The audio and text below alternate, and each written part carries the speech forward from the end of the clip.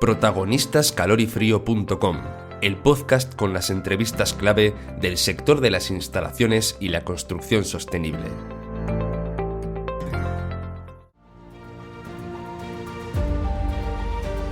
Hola, buenas tardes. Mi nombre es Maite Rufo y soy la directora de calorifrío.com. Esta tarde hablamos con 4 profesionales de la construcción sobre el ahorro energético desde su control y medición en el edificio. Comenzamos una charla promovida por Schneider Electric que abordamos desde una perspectiva multidisciplinar y para ello contamos con Miren Rivas, arquitecta experta en rehabilitación Passive House. Hola, Miren. Hola, encantada de estar aquí con todos nosotros. Muchas gracias. Jordi Clotet, Brand Manager de Panasonic. Hola, Jordi. Hola, muy buenas. Encantado también. Y Ricardo Avellán, CEO instalador electricista de Donvi Domótica. Hola, Ricardo, un placer. Hola, muy buenas, igualmente. Y muchas gracias por dejarme estar aquí. Y por último, con Alberto Gutiérrez Palomino, responsable de marketing para las clientelas electricista y promotoras de Schneider. Empezamos en orden, pero luego, por favor, intervenir cada uno cuando queráis y como queráis. Y os lanzo una definición que yo creo que es bastante interesante por la primera palabra que incluye, ¿no? ¿Qué es la eficiencia energética? Pues la eficiencia energética de un edificio se calcula midiendo, y eso es lo que os quería lanzar como primera pregunta. ¿De qué estamos hablando al hablar de ahorro energético? Jordi, empieza tú y luego ya los demás van añadiendo. Pues desde el punto de vista de climatización y de producción de agua caliente, que es desde donde trabajamos en Panasonic, diría que podemos contemplar el ámbito de la envolvente, de cómo está de bien aislado el edificio, que eso conlleva indirectamente siempre un ahorro energético porque implicará menos consumo. Luego está la eficiencia de los equipos, que es donde más repercusión tenemos directamente con nuestro día a día en lo que hacemos en Panasonic. Y finalmente estaría una parte también de decisión de confort, digamos, que recaería en el usuario final y donde a base de formación y a base de ir mostrando las diferentes formas de darnos confort, podemos conseguir también ahorro energético. Todo eso, en diferentes ámbitos y en diferentes porcentajes, estaría influenciando en que al final lo que demandemos energéticamente sea menos, tanto para ahorrar económicamente como para no desgastar el planeta como lo estamos haciendo hasta ahora. Quien quiera. Venga, Ricardo. Pues para mí el ahorro energético se consigue de 2 maneras principales. La primera es no consumiendo energía, que esto se consigue pues con las construcciones Passive House, con un buen aislamiento, con una buena eliminación natural y aprovechando todos los recursos naturales que podamos. Y la segunda manera es que la energía que consumamos la midamos, es decir, medir todo lo que podamos medir para poder controlarlo. Y eso sería un ahorro energético para mí. O sea, ahorrar desde los equipos y no consumir, medirlo e intentar no utilizar esa energía, ¿no? Miren, la pregunta va para ti porque hablamos de passive o de tender a esos criterios, ¿no? Sí, realmente el mejor ahorro energético es no consumir, es lo que comentaba Ricardo. Entonces, a lo que se tiene que ir es a consumir lo mínimo posible, es decir, colocar muy buenos aislamientos térmicos, unas buenas ventanas para que permitan entrar la luz natural y luego con una envolvente perfectamente aislada y controlada, la demanda energética será mínima. Entonces, sí que es verdad que es importante la medición, pero lo que es realmente importante es el consumo casi mínimo de energía. Alberto.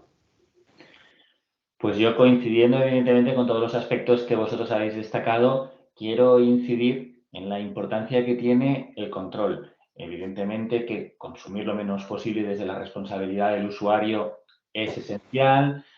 La calidad de la envolvente, por supuesto, que determina en grandísima medida la demanda de energía que vamos a tener. Pero si tenemos sistemas de control que nos permitan, por ejemplo, desconectar una calefacción, cuando no está ocupada una estancia, pues evidentemente es una manera directa de influir en el ahorro. Y lo mismo nos puede pasar con la iluminación y con el resto de sistemas que podemos tener en un edificio. Entonces, ya os digo, yo remarco sobre todo la importancia que nos puede proporcionar el control. Yo os lanzo algo que creo que está en la calle, que aquí estáis un grupo de expertos, pero mucha gente no distingue entre controlar, medir, a veces un temporizador. O sea, ahí hay como una especie de revolución, ¿no? Entre el qué es controlar, qué es medir. Apuntaba Jordi, claro, no es lo mismo una nueva vivienda que rehabilitarla, no es lo mismo ahorrar en un edificio ya existente que en uno nuevo. ¿Cómo podríamos aclarar estos conceptos? Para mí la diferencia entre medir y controlar al final es cuando haces una medición no solo mides consumo, sino que puedes medir iluminación, puedes medir movimiento, temperatura, todo eso lo puedes tener y puedes tener un registro. Te sirve de poco, por decirlo de alguna forma, si no haces nada con esa información. Es decir, si tú detectas que no hay movimiento en una estancia durante horas, pero no pones un control sobre eso, solo estás midiendo. Entonces la diferencia para mí es eso. Es decir, con las mediciones que haces, con los sistemas de medición, tomar unas acciones y eso sería el control. Por ejemplo, lo que he dicho, si durante media hora no hay nadie en una habitación, que puedas desconectar la calefacción, bueno, la calefacción no en este caso, pero sí que puedas desconectar la iluminación. Yo se lo voy a lanzar a Jordi porque creo que hay muchos sistemas ya instalados que se están sustituyendo por otros y que no tienen la opción de hacer una rehabilitación integral o un envolvente. ¿Cómo sabemos o cómo trasladamos a los usuarios que están ahorrando energía con respecto a los sistemas que tienen anteriores? A día de hoy se centra mucho, yo diría que toda la comunicación que hacemos en el sector y cómo enfocamos la venta de producto, nos centramos mucho en la eficiencia. Pero por suerte están habiendo directivas europeas, perdón, digo la eficiencia del equipo, que es una parte importante, pero lo ha dicho muy bien Miren y también Ricardo, bueno, y también Alberto, hay otra parte importantísima que es el resto de la vivienda, la envolvente. Y aunque sea una rehabilitación y se esté pensando únicamente en cambiar el equipo de producción, por suerte hay unas directivas europeas y hay unas ayudas que se están empezando a aplicar con mayor o menor fortuna, pero se busca aplicarlas, donde lo que se le explica al usuario no es únicamente un tema de cambiar el equipo de producción. Igual cambiando únicamente las ventanas, igual protegiéndonos cuando hay radiación solar, depende cómo está enfocada la vivienda, podemos conseguir que tengas menos pérdidas en verano, por ejemplo, o en invierno, y con eso también reducir la potencia necesaria del equipo que instalas. Así que se está buscando un poco cada vez ampliar más el ángulo de visión y no centrarlos únicamente en el equipo que produce, que también es importante. Y atando un poco lo que decía Ricardo, estoy muy de acuerdo con lo que ha dicho porque medir y controlar deberían ir siempre retroalimentándose mutuamente. Solamente medir o solamente controlar sería como si estoy conduciendo un coche y no miro la carretera o no toco los pedales. O sea, yo voy a tocar los pedales en función de lo que veo en la carretera. Y esto en electrónica también se aplica mucho, el ir leyendo continuamente datos para ir aplicando modificaciones en el control, y es como deberíamos conseguir mejor el ahorro, leyendo tan bien como podamos los consumos para luego aplicarlos en el control y adaptar el confort al mínimo consumo necesario. ¿Y qué indica la legislación al respecto? Ahora ya como un poco dónde estamos a nivel de legislación sobre medición y control en los edificios. Hombre, en construcción tenemos el Código Técnico de la Edificación, el documento básico de ahorro de energía, que sobre todo tiene varios apartados, entre ellos limitación del consumo energético, condiciones para el control de la demanda energética, o sea, lo que se trata es de ahorrar energía, control también del agua caliente sanitaria, en fin, hay un montón de documentos que tenemos que cumplir en todos los proyectos arquitectónicos, sean de obra nueva o sean de reforma, en los que se controla mucho la demanda energética y el consumo energético del propio edificio para conseguir que el consumo sea mínimo, tanto de calefacción como de climatización, como de agua caliente sanitaria. Entonces, sí que es verdad que es una normativa cada vez más estricta y que lo que hace, va en boga eso de intentar reducir el consumo energético de todo el parque de viviendas y de edificios. Alberto. Bueno, el Código Técnico de la Edificación, como bien dice Miren, que incluye el reglamento para las instalaciones técnicas en los edificios, establece muy bien los parámetros que tiene que tener la envolvente, establece muy bien cómo deben de ser los sistemas. Aquí, por ejemplo, Jordi pues sabe perfectamente cómo casi estamos empleando la bomba de calor como solución casi que no nos queda otra a la hora de producir agua caliente sanitaria y para los sistemas de climatización, especialmente en el mercado residencial. Es en la línea de lo que hemos dicho antes.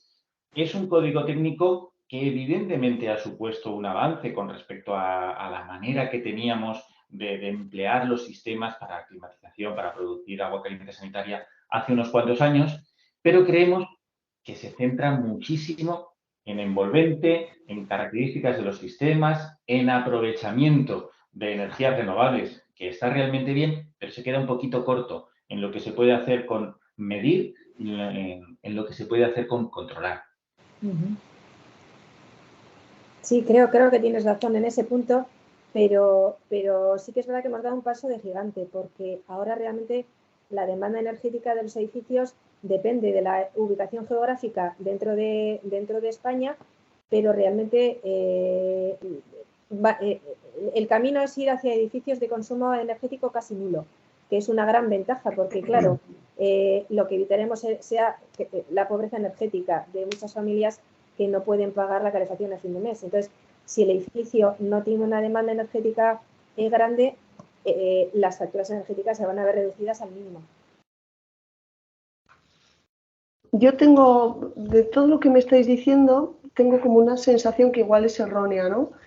Que no se está en general midiendo o controlando. O sea, vosotros como fabricantes, como arquitectos, pero Ricardo hacía así como... es como un tema que o se nos escapa o no está en los círculos. ¿Qué vas a poner ventanas? Pero nadie te está contando realmente, yo mira, he puesto este sistema. ¿Cómo está esta realidad en el parque español? No sé si hay datos, si los conocéis. Igual desde Schneider, Alberto, tenéis más estudios, ¿no?, de cómo está el parque español en cuanto a sistemas de control y regulación. Ricardo, le doy la palabra porque ha reaccionado como el primero, ¿no? ¿Cuál es tu opinión al respecto de cómo está el parque español, Ricardo? Mi opinión al final es que todo lo que sea sistema de control, sobre todo en viviendas, es algo opcional. Es decir, no hay nada que obligue a ni siquiera tener un batímetro que te diga qué consumo estás teniendo. No hay nada que obligue, todo eso sería opcional. Entonces creo que el problema al final está ahí. Es decir, si no obligásemos, si el código técnico no obligara a hacer estas envolventes, estoy seguro que muchas viviendas se seguirían haciendo a la antigua, sin aislamiento, con las ventanas más baratas que puedas. Entonces, sé que es un fastidio muchas veces obligar, pero creo que debería haber unos sistemas mínimos de medición y control. Yo no digo un sistema completo de medición y de integración de hogar conectado o de edificio conectado, pero mínimo saber cuánto estás consumiendo en el momento o mínimo saber cuánto estás consumiendo en determinados aspectos, en calefacción, en iluminación. Sería lo mínimo para mí. Alberto. A mí, por ejemplo, me gustaría compartir con vosotros que las estimaciones que tenemos en cuanto a dimensionar el mercado de soluciones de control en vivienda, pues en España no está mucho más allá de los 100 millones de euros al año. Claro, si empezamos a hacer números, ¿no? De, oye, más de 100.000 viviendas construidas cada año en España y un gasto en lo que es tecnología de automatización de las mismas, pues que no se va mucho más allá de los 100 millones de euros, pues da la sensación que es poquito, que invertimos poco en ello. Y creo que esto es lo que nos decía Ricardo. Se debe a que es opcional por parte del propietario. El propietario tiene que estar convencido de que quiere hacer un gasto adicional, llamarlo domótica, llamarlo automatización, inversión en hogar inteligente, pero claro, nos faltaría un poquito de empuje de normativa y por eso aún creo que nos quedamos un poquito cortos o sensiblemente cortos, especialmente si nos comparamos con otros países de nuestro entorno. Y entonces, ¿cómo ahorramos si no medimos? No sabemos cuánto había antes, cuánto hay después. ¿Qué os encontráis, no? O sea, evidentemente, Jordi, una aerotermia ahorra mucho más que otros sistemas, pero mucho más es, o un poco, ¿cómo funciona nuestra sociedad al respecto? Bueno, en nuestro caso, cuando hablamos de proyectos de climatización y de agua caliente sanitaria, sí que desde el año pasado salió en el BOE y se aplica tanto al RITE como al Código Técnico de Edificación una obligatoriedad solo para el ACS, pero indirectamente se acaba aplicando en el clima, de monitorizar y de poder medir los consumos y los rendimientos de los equipos, tanto en sitio como remotamente con una aplicación de móvil o una tablet, una app. Eso son buenas noticias, esa es la parte buena de la historia. La parte menos buena y que se liga con lo que estaban comentando los compañeros es que, como ha pasado muchas veces en nuestro país, aunque la normativa empuja hacia eso y está escrito, luego su aplicación, pues bueno, va a un ritmo diferente. Cuando son proyectos de más de 70 kilovatios, edificios grandes, ahí nos encontramos que mucha gente, algunos instaladores están instalando el batímetro, que es obligatorio, están haciendo la medición, otros no. En proyectos más pequeños, de 70 kilovatios, ya es más difícil. Algunos fabricantes como nosotros hemos apostado por que el mando ya lleve de serie la medición, las lecturas de consumo, pero no todos los equipos lo llevan, con lo cual tenemos que avanzar todos, tanto el instalador entendiendo que esa es la normativa, como quizás también sería bueno que la administración hiciera más inspecciones y hubiera más control sobre la aplicación de la norma, porque la norma está escrita, pero luego a veces falta un poco de, pues sí, de vigilar, de seguimiento, de que eso se cumpla. Muy interesante, porque parece que si no se mide no se ahorra energía, partíamos de esa definición. Normativa parece que hay mucha, pero las cosas que son opcionales parece que no se implantan, ¿no? Entonces la regulación y control se está, decía Alberto, está empezando a instalarse, pero la pregunta es directa, ¿no? ¿Qué tendencias hay en regulación y control? ¿Qué tendencias veis, ¿no? Esto, como dice, antes hablaba con Ricardo de la IA, ¿no? Pues, ¿qué tendencias hay en regulación y control?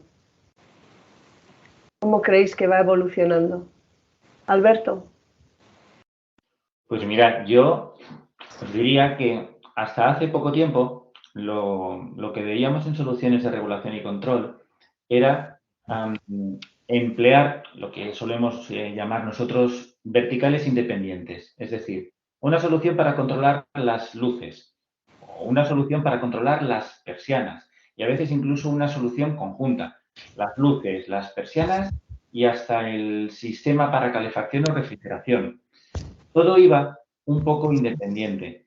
La tendencia actual, y es tendencia de este mismo año, es aglutinar todas las soluciones en una aplicación global de gestión energética, ya sea de todo el edificio o ya sea del hogar.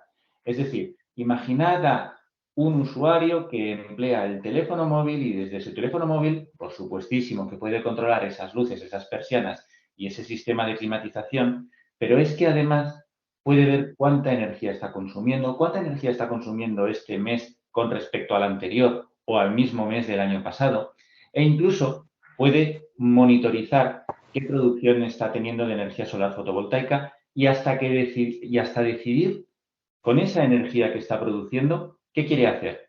¿Prefiere recargar su vehículo eléctrico? ¿Le gustaría destinar la mayor parte de esta energía que está produciendo a su bomba de calor? Pues porque necesita enfriar su casa. Eso es lo que nosotros consideramos que es una gestión global energética en el edificio o en la vivienda y es la tendencia que creemos que se está viendo más en la actualidad. Estoy totalmente de acuerdo con lo que comentas. Al final es integrado domóticamente todo el edificio y poder controlar desde el móvil, o sea, para que el usuario tenga perfecto control sobre información y control sobre su vivienda y sus instalaciones. Ricardo, ¿qué vas a hablar? Sí. Vale, estoy completamente de acuerdo con lo que dice Alberto, que ha sido la integración de todo en una misma aplicación, pero creo que aún más es el abaratamiento, la reducción de costes, Sí, claro. lo que ello conllevaba.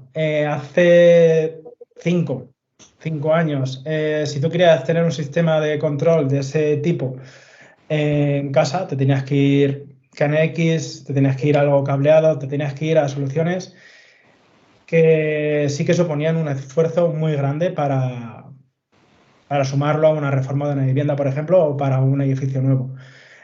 Ahora, con todo lo que está saliendo, estamos hablando que por a lo mejor 1.000 euros tienes un sistema de control para una vivienda normal. Y lo que digo yo, estás controlando una casa y poniéndolo en una seguridad, una casa por 1.000 euros de una vivienda de 200.000. Entonces sí merece la pena. También, Jordi, ¿algo que añadir? sí, como una tendencia, totalmente de acuerdo con lo que comentan aquí los compañeros, simplemente como una tendencia nueva en lo que sería el sector de clima y de agua caliente, sería el integrarse en controladores de voz, que hoy en día es muy habitual en usuarios finales, en nuestras casas, quien más, quien menos conoce estos equipos a los que les puedes hablar, y el hecho de que se integren en esos equipos sería una forma de seguir esta tendencia de centralizar, pero a un nivel doméstico, y luego también incluso adaptarse a algunos programas, no sé si llamarlo programa o aplicación, que aparecen también pensados de forma muy simple para el usuario final, como el IFTTT, el If This Then That, que es algo que también algunas marcas estamos empezando a adaptar nuestro software, pues tanto al KNX y al Modbus, como se ha comentado, que hace unos años parecía que era la manera, como ahora herramientas, digamos, más simples y más fáciles de usar, como son estos controladores de voz o estos programas, aplicaciones que hay de fácil uso en Internet y que algún usuario final puede centralizar toda su vivienda también a través de este tipo de aplicaciones.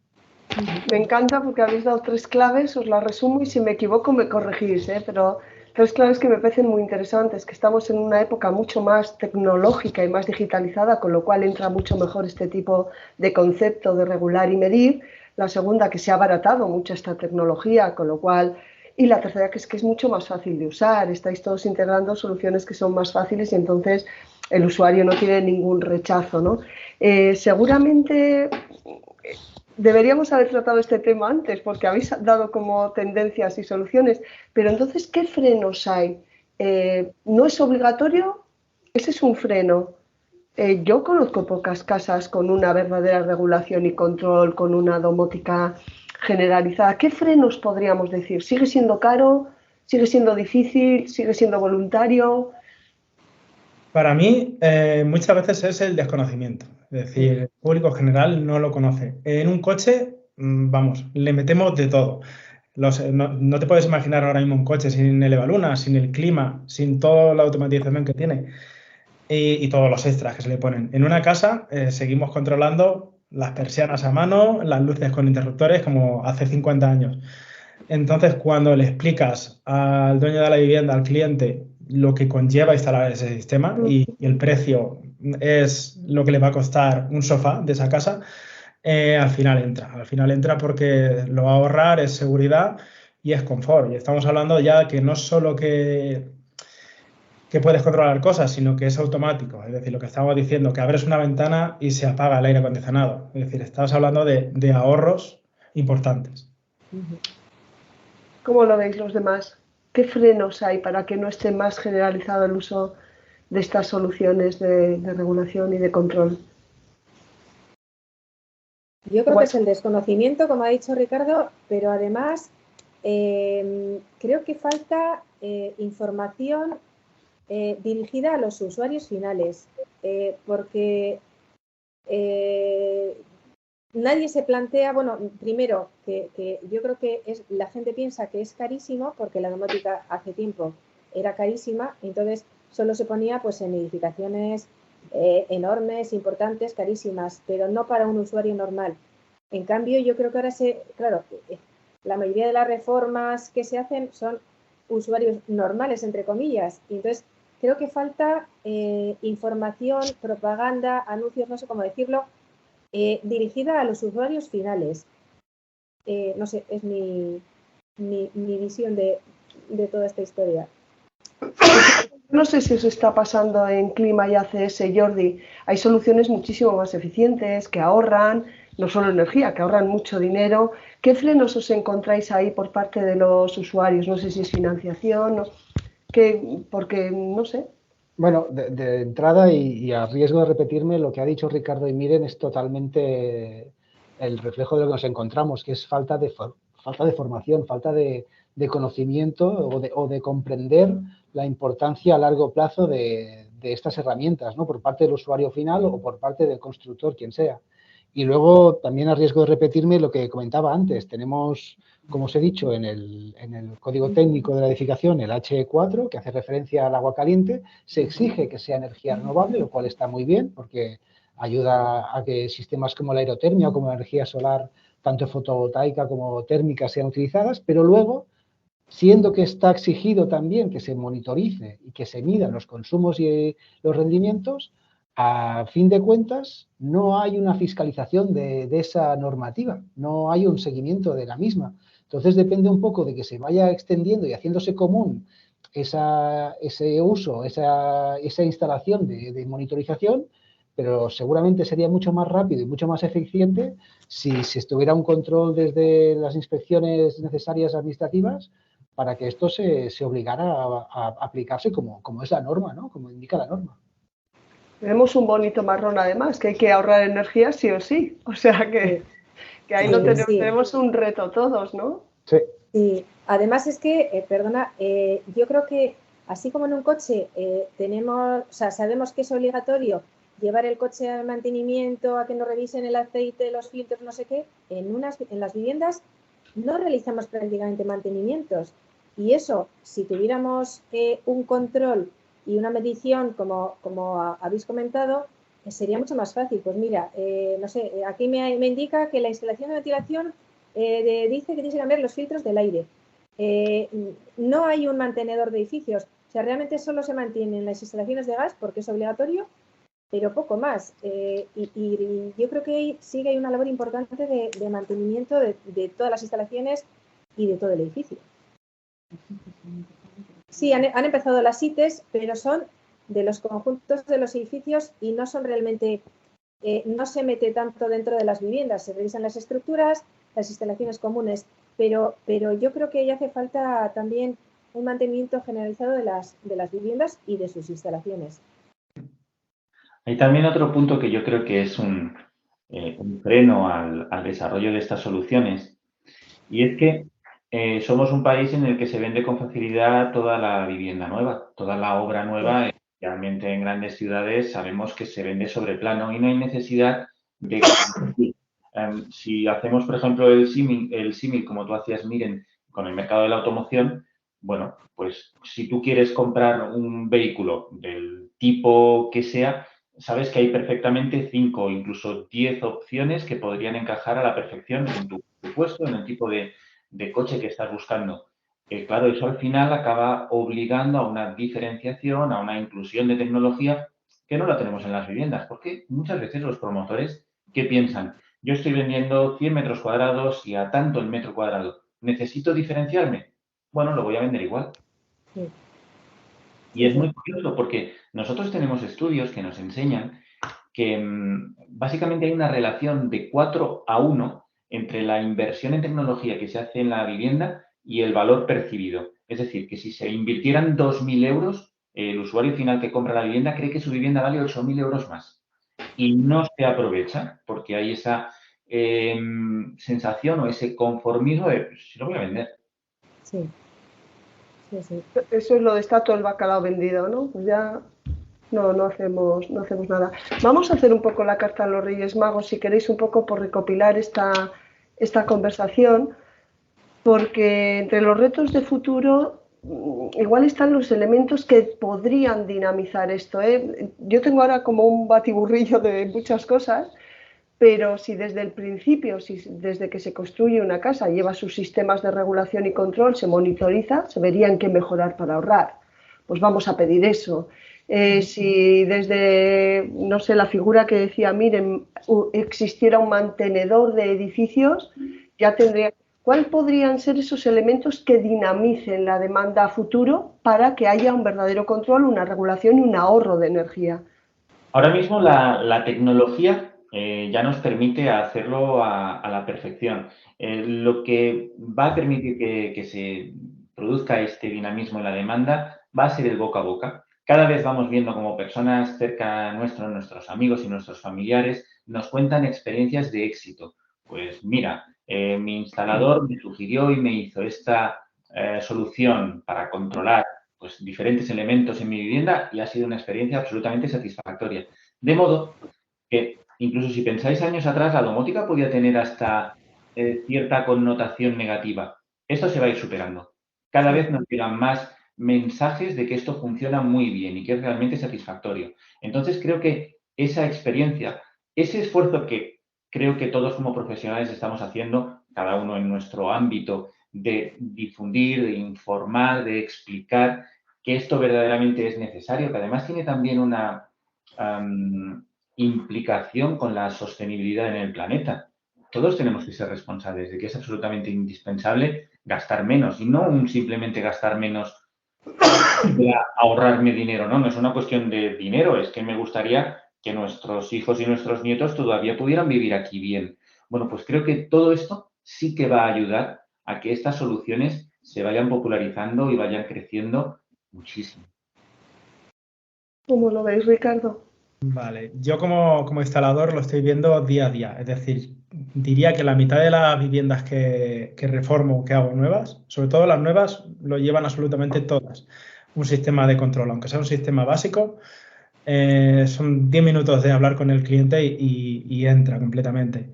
En las reformas, digamos que sería la mitad, pero sí es algo que se está viendo ya que la gente lo acepta. Se ha roto ya ese estigma que había con la domótica de cara de manejar, porque lo primero son los móviles, es decir, antes no teníamos los móviles que teníamos, todo ahora funciona desde una aplicación súper sencilla. Antes, los que tengáis así unos años en esto, sabéis que las luces se controlaban con mensajes de texto. Era un auténtico tostón encender una luz y apagarla mandando mensajes de texto, las veces que funcionaba. Ahora todo eso ha cambiado muchísimo. Como decía Jordi, ahora con Alexa enciende la luz, eso está en muchísimas casas ya, aunque sea simplemente una bombilla. Es decir, creo que el hogar conectado, por llamarlo así, ya está muy dentro de la vivienda. Hay que darle un toque más, de darle una vuelta más al ahorro energético, a integración total, es decir, persianas, clima, iluminación, que no sea simplemente encender la luz del salón. Pero yo creo que estamos muy dentro de ese camino. Y otra cosa, como decía Miren, sí que debería existir para mí alguien que controlara las viviendas nuevas o cómo se hace una reforma, porque al final sigue pasando en muchas ocasiones, pasa el más barato. Y luego ves la instalación que hay hecha y dices, es que no cumple ni el reglamento. Pero como hay nadie entra a mirar si está bien hecho o no, simplemente hay un papel que firmó el propio instalador como diciendo que yo lo he hecho bien, eso sigue así. Entonces, es esa pelea en la que tenemos también los instaladores con el tema del precio. Y creo que debería existir esa figura de revisión. Igual que existe la ITV, debería existir la inspección técnica de casas. En la lucha constante contra el intrusismo, ¿verdad? Que igual entre los instaladores es todavía más acuciante. Jordi, ¿qué tendencias o qué retos de futuro, qué elementos crees que dinamizarían? Sin duda tenéis muchos productos que tienen una gran demanda y que ya hay un movimiento hacia esos elementos que ahorran energía, que utilizan energías renovables, pero ¿cómo crees que se podría dinamizar este aspecto de controlar, regular y medir para que ese ahorro de energía sea más sugerente, ¿no?, a todos? Yo se me ha ocurrido, escuchando a Alberto hablando del mercado de la venta de nueva vivienda, todos hemos visto cómo recientemente las viviendas tienen clasificación energética. Y yo diría que es de las cosas que se ha hecho bien en el sector de los equipos, tanto de climatización como de neveras, como de lavadoras, que ahora hoy en día cualquier usuario final se va a comprar uno de estos equipos y con saber un poco leer qué es una etiqueta A, qué es una etiqueta B, entiende intuitivamente que un equipo le da más ahorro que otro. Estamos viendo cómo cuando vamos a comprar vivienda, tanto de segunda mano como vivienda nueva, también tienen clasificación energética. Es más, en los equipos que vendemos como la aerotermia, también hay un apartado dentro de la clasificación energética que es control termostato, ¿no? Si tiene una gestión de termostato, se le puntúa un poquito más en eficiencia. Pues bien, yo voy a eso. Yo voy a que no sea un poquito más.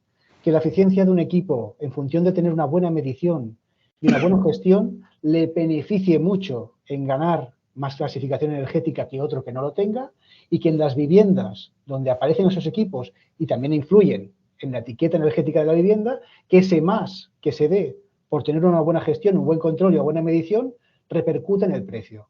Que repercuta en que no por ser una casa más eficiente tenga un precio más alto, que es lo que está pasando ahora, que tenga unas ventajas fiscales o se penalice fiscalmente a quien no lo tenga, para que el usuario se mueva hacia las viviendas y hacia los equipos con no solamente una buena eficiencia, sino un buen control y una buena medición.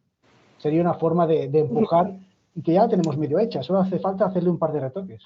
Sí, igual hablar de bonificación, ¿no? Frente a subvención para instalación, bonificación por un buen... Correcto, pero que tenga más peso del que tiene ahora mismo en la etiqueta energética. Claro.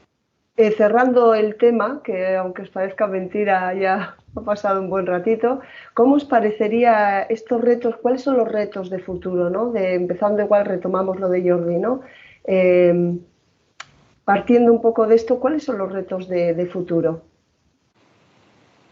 Yo creo que es la eficiencia, siguiendo con lo que comentaba Jordi, la eficiencia en todo, la eficiencia para intentar que los edificios consuman lo mínimo posible, y la eficiencia en todos los sistemas e instalaciones del edificio de manera que sean lo más eficientes posibles, y luego la eficiencia también en el control y en la regulación de todo lo que actúa para mejorar el confort interior y el confort de los usuarios. Alberto. Para complementar un poco lo que nos decía Miren, para mí hay algo muy importante, y es que haya una convergencia de tecnologías. Es decir, nosotros a día de hoy pues podemos ver cómo Jordi puede desarrollar una comunicación en su bomba de calor aerotérmica que apunte directamente al router de la vivienda y puedan, desde una aplicación para teléfono móvil, pues contrastar todos los parámetros del equipo. Y Schneider Electric puede tener una solución también inalámbrica que permita ver los consumos en los diferentes circuitos eléctricos. Pero creo que sería muy importante, y es un reto para el futuro, que todos nos pusiéramos de acuerdo en la utilización de protocolos comunes para que al final, por ejemplo, pues Miren como diseñadora o Ricardo como persona que está implantando en campo la solución, dijeran, pues mira, elijo poner la solución de Panasonic con la solución de Schneider y con las soluciones de otros, y veo que todo se entiende bien. Lo voy a poder ofrecer de una manera uniforme, conjunta al usuario final. Está muy bien que todos estemos haciendo los desarrollos que estamos haciendo. Cada vez conseguimos que nuestras soluciones sean más sofisticadas, pero creo que el reto y de cara al futuro va por ahí.